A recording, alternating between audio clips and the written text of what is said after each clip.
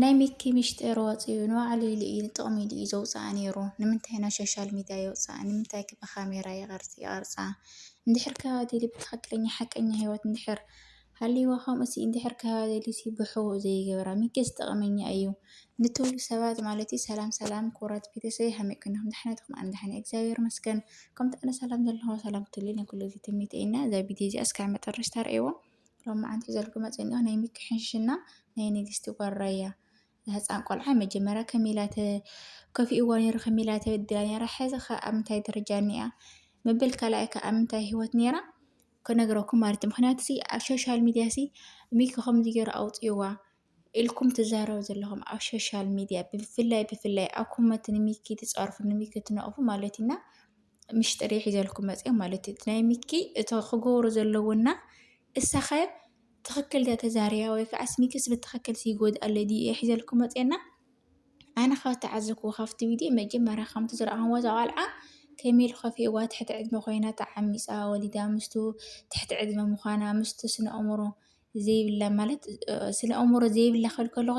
ንእሽተይ ነገር ናይ ኣእምሮ ነገር ችግር ኣለዎ እየ ዝብል ኣነ። ምክንያቱ ትዛረቦ ነገር ነበረት ኩሉ ነገር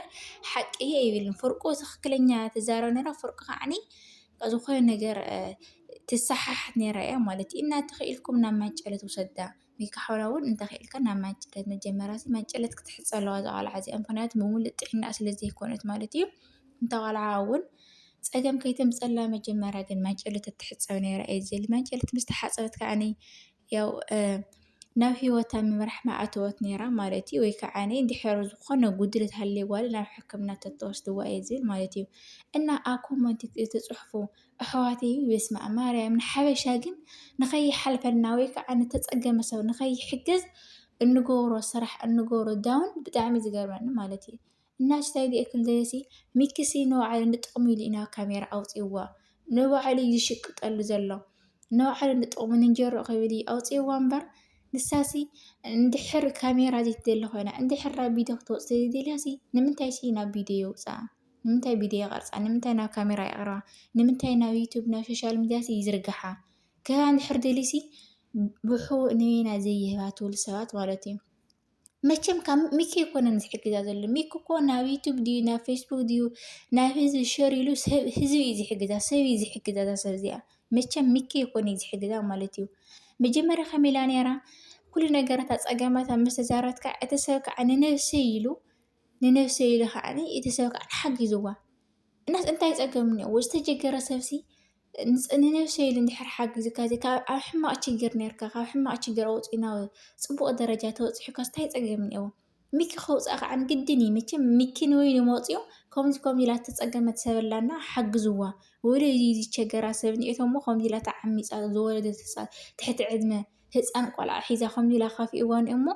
ሓግዝዋ እንተዝርግፀኛ እየ ኣይመሓገዝኩም እውን ማለት እዩ። ምክንያቱ ከዓኒ ንባዕሉ ንጥቕሚ ደልዩ ንንጀርኡ ክብል እዩ እምበር ተዝህሉ ነይራሲ ሒዝዋ ክመፀ ነይሩ ናብ ካሜራ ወይ ከዓ ካብኣ ክንሰምዕ እየ ክብል ተዝቢ። ስለዚ ሚኪ ከዓኒ ግዴታ ኣይ ፀገማታ እንታይ ችግር ኣጋጢምዋ ከመይ ዓይነት ችግር ወሪድዋ ኣብ ምንታይ ኩነታት ከኣላ እንታይ እዩ ዘድልያ እንታይ እዩ ፀጊምዋ ግድን ከነግራ ኢሉ ከመራመራ ግዴታ እቲ ህዝቢ ስለ ክሰምዓ ዘለዎ ህዝቢ ስለ ዝሕግዛ ግድን ናብ ሶሻል ሚድያ ከውፅኣ እና ሚኪ ከዓ ናብ ዩቱብ ድዩ ናብ ፌስቡክ ድዩ ሸር ኢሉስ ናብ ዩቱብ ሰቂልዋ እንድሕር እቲ ሰብ እቲ ቪድዮ ርኢዩ መቸም ዩቱብ ማንም ሰብ ይኮነን ገንዘብ ዝህቦ ድርጅት እዩ ዝኸፍሎ ሰብ ርኢዩ እስታይት ሂቡ ድርጅት እዩ ዝኸፍሎ ድርጅት እንተሃቦ እንተኸፈሎ ናይ ድኻሙ ሚኪ እውን እኮ ንዓኹም ገይሩ ከውፅኣ ከለኩ መቸም ስራሕ ዘይብሉ ሰብ እኮ ኣይኮነን። ንምንታይ ናይሲ ከምዚ ንተሓሳሰብ ሓበሻሲ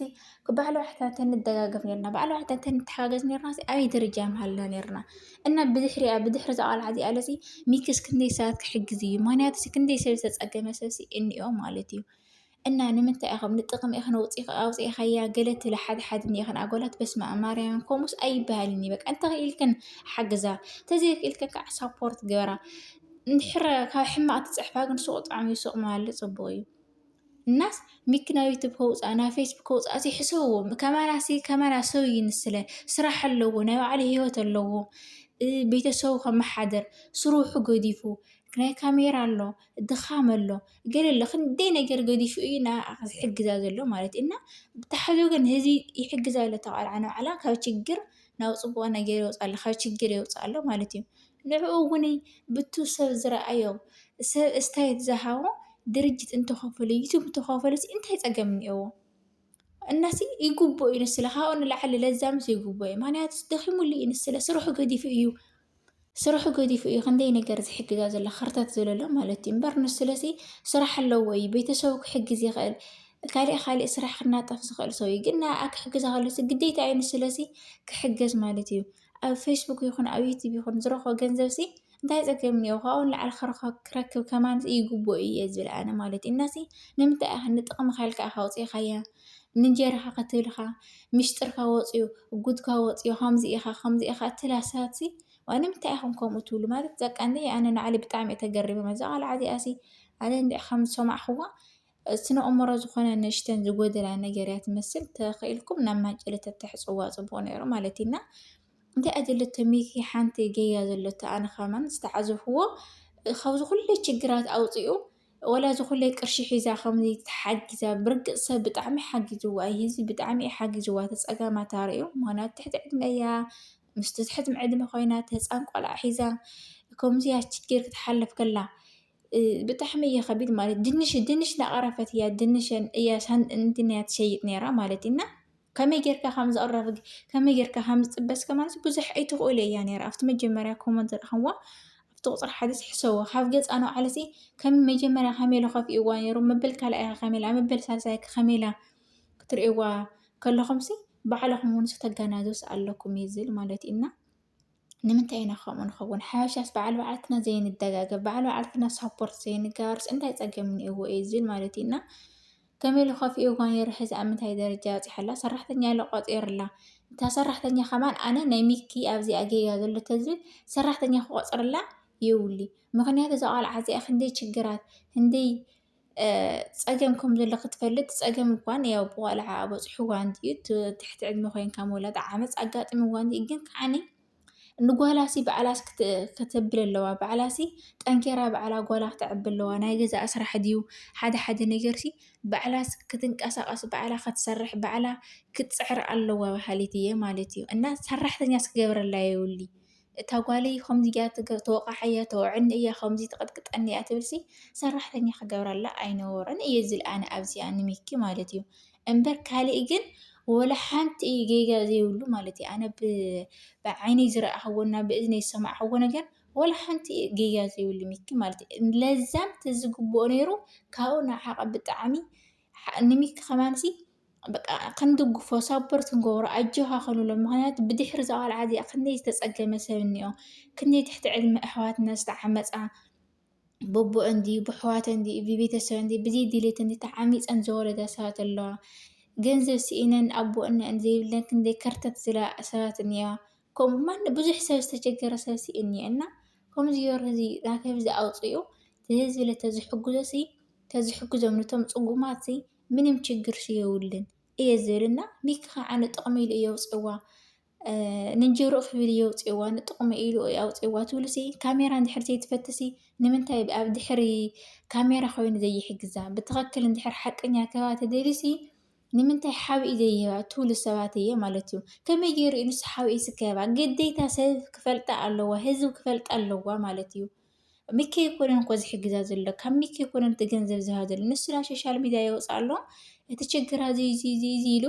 ባዕላ ካብ ኣፋ እናተናገረት ናብ ሶሻል ሚድያ የውፅእ ኣሎ እቲ ሰብ ከዓ ንነብሱ ኢሉ ዝሕግዛ ከዓኒ ባዕሉ ይሕግዛ ህዝቢ ይሕግዛ ማለት እዩ እናስ ካብ ሚኪሲ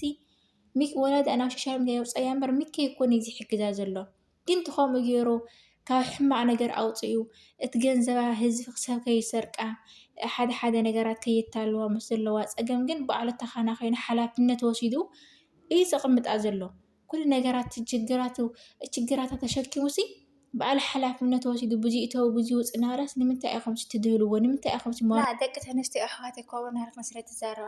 ሰሚዐ እየ ስለዝረኣኹ እየ ብዓይኒ ከምኡ ክትብሉ የብልኩም እንተኽኢልኩም ሳፖርት ትገብርዎ ሓግዝዎ ብድሕሪያ እዛ ቆልዓ እዚኣ ብዙሕ ሰብ ዝሕገዝ ዝፀገሙ ሰብ ስለዘለና ባዕልና ናተደጋገፍና ዝተፀገመ ህዝብና ምሕጋዝ ምንም ፀገም የብሉ እዚ ኣይሕዘልኩም መፀ ነይረ ተድሕር ተመቺኩም ላይክ ሸር ሳብስክራይብ እናገበርኩም ናብ ኩሉ ሰብ ኣብፅሕዎ እና ይቀኒ